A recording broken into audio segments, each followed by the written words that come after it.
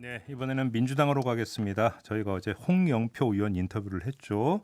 다음 달 2일 치러지는 전당대회에서 새 당 대표를 뽑게 되는데 여기에 도전하기로 결심한 홍영표 의원과 인터뷰를 가진 바가 있는데요. 자, 오늘은 이분 만나보겠습니다. 우원식 의원 전화로 만나보겠습니다. 나와 계시죠? 네, 네, 안녕하세요, 의원님. 네, 일단 안녕하세요. 반갑습니다. 네, 당대표 경선에 도전하기로 결심하신 겁니까? 네, 우리 당이 매우 큰 위기를 겪고 있습니다. 예. 인생의 위기가 민주당의 위기라고 생각하는데 음, 이 위기를 어떻게 극복할 것인가를 두고 여러 논의와 성찰이 이루어지고 있는데 네. 여기서 제가 할 역할이 있다고 한다면 음. 마다하지 않겠다는 생각이고요. 네. 민생 회복과 정권 재창출을 위해서 제가 해야 될 몫이 있다고 생각하고 예. 그 일을 열심히 하겠습니다. 알겠습니다. 새 당 대표가 누가 되든지 간에 지금 의원님이 말씀하시던 일단 위기 극복이 가장 그 당면 과제가 될 텐데요. 해법이 네. 뭐라고 보십니까, 의원님? 이번 그 재보궐이 참패하면서 그 위기가 본격적으로 드러난 거 아니겠습니까? 예, 예. 국민은 탄핵을 통해서 새로운 정부를 구성해 주었고, 음, 그리고 180석에 가까운 의석까지 만들어 주면서 민주당의 기대를 크게 하셨죠. 예. 그런데 검찰개혁 등 민주개혁에 대해서 속도감 없이 지지부진하게 끌면서 피로도를 크게 높였고요. 그리고 게다가 양극화 불공정에 시달리고 또 코로나19로 무너진 국민의 삶을 예. 정말 제대로 살피지 못했을 뿐 아니라 음흠. 부동산 가격 폭등을 불러온 부동산 정책에서의 무능을 그대로 드러냈습니다. 그래서 민심은 개혁도 민생도 제대로 하지 못했다 이렇게 질책하면서 민주당의 이번 선거에서 그 실망과 분노를 표현해 주신 것이다 이렇게 생각합니다. 예. 근데 지금 그 당 안에서 이루어지고 있는 이른바 노선 갈등 뭐 이렇게까지 표현을 해야 될지는 잘 모르겠습니다만 근데 지금 의원님께서도 말씀하시는 민생과 개혁이라고 하는 게 둘 중에 하나 선택할 문제인가요, 그게? 그 선택할 문제는 아니라고 생각합니다. 예.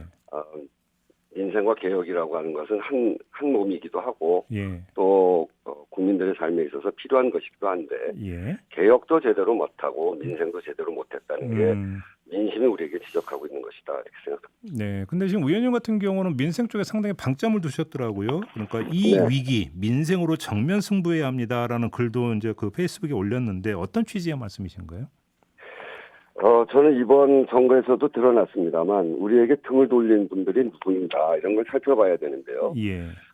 소상공인, 자영업자, 비정규직들 이들이 코로나 때문에 힘든데 민주당이 제대로 안 도와주는 거 아니냐라고 하는 비판이 있었고요. 또 부동산 주식 폭등의 소득 사다리 그리고 계층 사다리가 사라졌고 국민의 비판적 목소리에 귀를 담았다 이렇게 생각하고 있는 청년부터 30, 40대 등 전 세대가 네. 민주당을 더 이상 자신들 대변하는 정당이 아니다 이렇게 인식하고 있는 거 아니겠습니까? 네, 네, 네. 그래서 저는 이들과 함께 할 수 있는 민생개혁 과제를 정하고 남은 1년 동안 죽기 살기로 유능하게 실천해야 된다. 그래서 민생으로 정면 돌파해야 된다. 이렇게 말씀드린 거고요. 예. 그 민생개혁의 핵심은 역시 부동산과 코로나19 민생 방역 지원 그리고 양극화를 불러온 불공정 불평등한 사회경제개혁 이런 것들을 들 수 있겠죠. 그러게요. 그 다음에 올린 글이 바로 손실보상 소급 적용으로 정면 돌파합시다 이런 제목의 글인데 네. 좀 더 일찍 좀 주도적으로 제기를 하실 수도 있지 않았던 문제일까 아닌가 싶은 생각이 그거는 듭니다. 여러 차례 제기를 하고 있었는데 예. 우리 재정당국의 그 소위 재정 건전성을 이유로 해서 이것이 막혀 있었던 거죠. 그래서 제가 이제 이것을 돌파하자 이렇게 주장하는 것이고요. 예. 저는 이 부분은 그야말로 재정 건전성보다 국민의 생존이 우선이다 이렇게 생각을 늘 하고 있는데 예. 세계적으로 가장 건전한 재정을 걱정해서 예. 가장 열악한 조건에 있는 우리 국민들의 가계부채를 더 이상 악화시켜서는 안 된다고 생각합니다. 예. 우리 재정당국이 늘 우리 재정이 화수분이 아니다 이렇게 얘기하는데 그럼 국민의 인내가 화수분입니까? 지금 우리 국민의 상황은 자영업 평균 매출 53%가 떨어졌고 45%는 폐업까지 고려하고 있습니다. 예. 이 방역 협조로 생업을 포기한 국민에게 인내를 강요하고 이렇게 폐업까지 하게 만드는 것은 정말 가혹한 처사다 이렇게 생각하고 특히 그중에서 소급 적용 문제가 쟁점이 되고 있는데 저는 이건 소급 적용이라고 하기보다는 그동안 누적돼 있는 누적 손실이다. 이 누적 손실에 대한 보상인데 이걸 왜 안 된다고 하는가라고 하는 것에 대한 문제 제기를 하고 있는 거죠. 아니 보상이라고 하는 게 원래 사후 아닙니까? 사후? 사후인데 예. 지금 진행되고 있는 거죠. 그러니까요. 예. 예, 그렇죠. 그러니까 이전 것도 사후에 보상해 준다고 한다면 소급이라는 얘기를 굳이 꺼낼 이유도 없는 거잖아요. 아, 사실. 그렇습니다. 이게 지금 진행형이고 누적돼 있고 앞으로도 벌어질 일이기 때문에 예. 이런 피해 지금 고통을 받고 있는데 예. 이것을 과거의 손실이다 이렇게 얘기하는 것은 옳지 않죠. 예, 알겠습니다. 그나저나 이거 입법을 좀 해야 되는지 지금 그러니까 손 놓고 있는 거 아닙니까, 당에서? 네, 그래서 제가 당대표로 출마하면 공약으로 놓고 본격적으로 추진하겠습니다. 그리고 4월 국회에서부터 이 코로나 손실보상 특위를 즉시 가동하고 누적 손실보상의 원칙을 담는 법안부터 심의에 들어가야 된다고 생각합니다. 검찰개혁 문제는 어떻게 풀어야 된다고 생각하십니까? 검찰개혁, 이게 민생개혁이냐 검찰개혁이냐 이런 이야기를 선택적으로 이야기하는 분들이 많은데 예. 민생개혁을 주장하는 사람들, 우리 결국은 국민의 삶을 잘 챙기자고 하는 건데 그것을 두 개를 이분법적으로 볼 일은 아닙니다. 예. 검찰개혁을 좀 더 강조하는 분도 민생개혁을 뒤로 미루자고 하는 건 아닐 거라고 저도 생각합니다. 예. 그것은 같이 해결해 나가는 것이고 준비된 대로 하는 것이다 이렇게 생각합니다. 근데 지금 문제가 하나의 변수가 이제 물론 이제 그 원내대표에서 어느 분이 당선이 되는가에 이제 딸려 있는 문제이긴 합니다만 네. 경우에 따라서는 법사위원장 그러니까 자리가 다시 이제 그 이야기가 될 수 있는 거 아니겠습니까? 조금 전에 이제 저희가 인터뷰했던 성일종 국민의힘 비대위원 같은 경우도 원구성 재협상을 할 수도 있고 그렇게 된다면 핵심 문제는 법사위원장인데 이건 국민의힘이 맡아야 된다 이런 이야기를 하던데 결국은 검찰개혁과 관련해서 중요한 자리잖아요. 이 문제는 어떻게 풀어야 된다고 생각하십니까?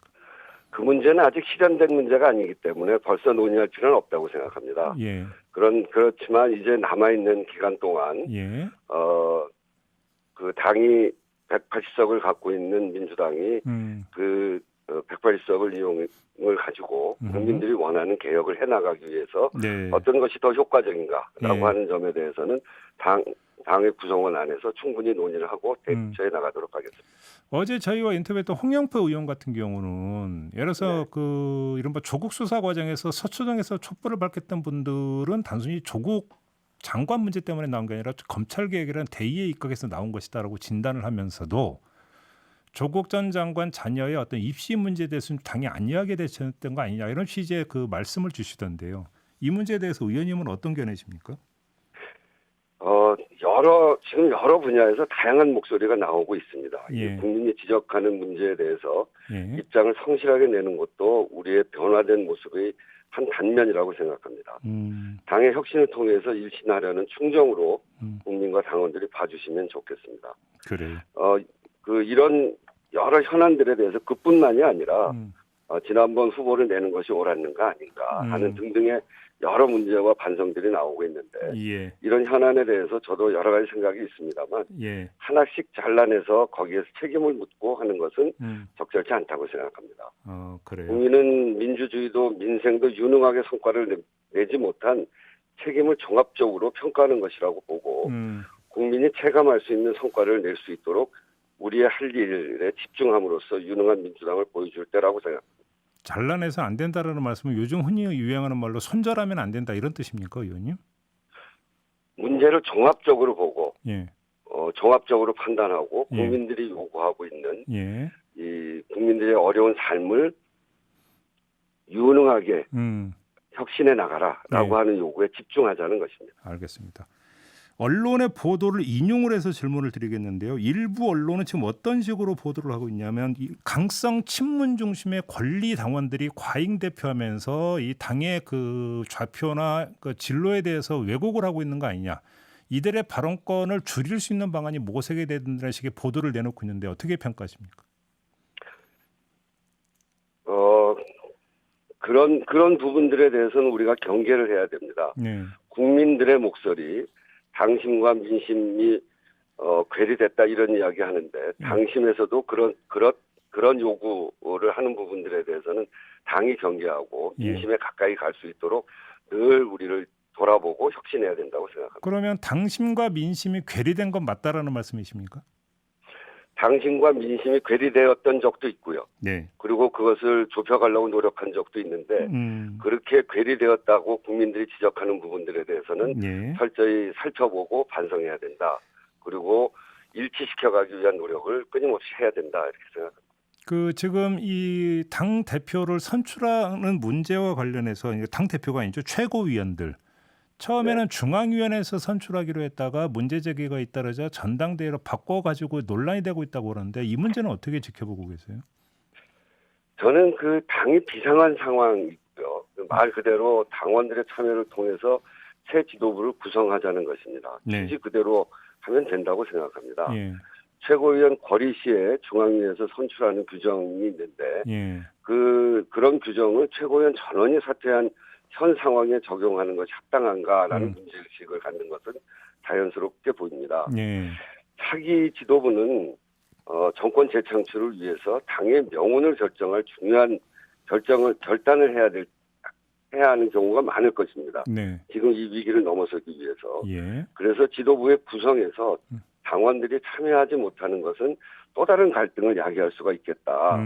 그래서 당원 참여가 정해진 결과를 가져올 것이라는 예단은 버리고 예. 당원들의 지혜를 믿고 당원들의 힘을 모아서 전열을 재정비하는 그런 자세가 필요하다고 생각합니다. 전당대회에서 뽑는 게 맞다 이런 말씀이신 거죠? 네. 정리를 하면 알겠습니다. 만약에 이제 그 공식적으로 선거 전에 들어가면 언론이 또 이제 그 당 대표 경선에 나온 분들을 가지고 이제 이른바 딱지 붙이기를 하지 않겠습니까? 무슨 뭐 친문 네. 후보니 무슨 후보니 이런 식으로 딱지를 붙일 텐데 의원님은 본인에 대해서 어떤 게 붙일 거라고 전망을 하십니까? 저는 그동안 언론에 의해서 비문이라고도 불리어지기도 하고 네. 범친문이라고도 불리어지기도 하고 저도 그래서 지금 그렇게 질문 드린 거예요. 뭐 여러 가지로 얘기를 하더라고요. 예. 친문이라고 하는 그런 쪽이 유리해 보일 때는 비문이라고 하고 뭐 하여튼 복잡해요. 그래서 저도 예. 제가 어딘지 잘 모르겠어요. 근데 단지 분명한 것은 예. 민주당에는 전통적인 그런 계파가 없다는 겁니다. 저희가 계파를 없애기 위해서 정말 부단한 노력을 해왔고요. 예. 제가 속해 있었던 혁신위원회에서 선출직 공직자 평가위원회를 만들어서 시스템 공천을 안착시킴으로 해서 우리 당에는 이미 계파가 사라졌다 이렇게 보는 것은 것이 맞다고 봅니다. 따라서 예. 친문, 비문 이것을 약간의 개인적 성향을 가지고 따지는 것은 적합치 않다고 보고 예. 문재인 민주당 정부의 성공을 위해서 정권을 재창출하는 것이 최대 가지고 배제하는 혁신이 아니라 아우르고 품을 넓혀서 힘을 키우는 혁신으로 가야 된다. 예. 이렇게 생각합니다. 알겠습니다. 그리고 특히 예. 정말 언론에서도 잘 봐줘야 될 거는 친문 비문의 전당대회가 아니라 예. 국민들의 삶의 문제를 개혁해가는 민생 전당대회가 되어야 하고 친문 비문 당대표를 뽑는 것이 아니라 민생 당대표를 뽑는 전당대회가 되어야 된다. 예. 이런 생각을 다시 말씀드립니다. 알겠습니다. 이제 당청 관계 정립도 지금 앞으로의 과제인데요. 지금 이철희 전 의원이 청와대 정무수석으로 내정이 됐다고 하는데 그 역할 어떻게 전망하고 어떻게 기대하는지가 좀 궁금하네요, 의원님. 네, 이철희 이철희 전 의원 그리고 정무수석 내정된 분의 역할은 매우 크다고 생각합니다. 여러 가지 그동안 해왔던 일에 대해서 비판적인 태도도 있고 특히 저와 생각에 갇혀서 이 코로나 위기에서 국가의 재정이 좀 더 적극적으로 쓰여지고 특히 재정 민주주의를 강조하시는 분이거든요. 예. 그런 점에서 저는 크게 기대를 하고 있고 예. 당청이 함께 문재인 민주당 정부의 성공을 위해서 힘을 모으는 것은 기본이라고 생각합니다. 다만 정권 재창출의 베이스 캠프는 당에 차려지는 것이고 당이 중심을 잡고 정권 재창출의 길을 개척해 가야 된다. 예. 이렇게 생각합니다. 그러면 이철이 이제 만약에 정무수석이 된다면 이철이 수석이 청와대 입장을 당에 전달하는 역할보다 당의 입장을 청와대에 전달하는 역할이 더 중요시 돼야 된다 이런 말씀이십니까? 정리하면? 양쪽의 일들을 잘 조정해 나갈 거라고 생각합니다. 네. 그런 점에서 균형감이 있는 분이고요. 예. 그래서 당과 청와대 사이에 역할을 잘 조정해 나가는데 특히 언제든지 민심에 기초해 있는 곳이 당이고 민심이 모이는 곳이 당입니다. 예. 이 당은 선거를 통해서 늘 민심을 확인하고 지역 활동을 통해서 민심을 확인하기 때문에 그런 속에서 국회의원도 이철희 의원이 하셨기 때문에 그런 속에서 역할을 잘 해나갈 것이다. 알겠습니다. 이렇게 생각하죠. 마지막으로 그 의원님께서 대표가 되신다면 중요한 역할 가운데 하나가 이제 경선 관리 아니겠습니까? 대선 후보 경선 관리가 될 텐데, 그러니까 지금 당헌 단계에 규정된 대로 9월까지 다 끝내야 된다 이런 입장이십니까? 아니면 뭐 늦출 여지도 있다고 보십니까? 저는 그 당헌대로 가야 된다고 생각을 하는 부분과 예. 상황을 반영해서 뭐 빨리 뽑을 필요 없다 뭐 이렇게 얘기하는 그 근거와 이유가 다 있다고 생각합니다. 그러나 예. 이것보다 더 중요한 거는 피해가야 되는 거는 이 문제로 갈등이 일어나는 겁니다. 따라서 후보자 간에 합의가 있어야 하는 것이고 누구 한 명이라도 반대하면 늦추는 것은 가능치 않은 일입니다. 그런 원칙으로 이 문제를 다뤄 나가겠습니다. 아, 결국은 모든 후보자가 합의를 해야 된다. 어떤 식으로든지 간에 이런 네, 말씀이시군요. 알겠습니다. 자, 오늘 말씀 여기까지 드릴게요. 고맙습니다, 의원님. 네. 네, 지금까지 더불어민주당의 우원식 의원이었습니다.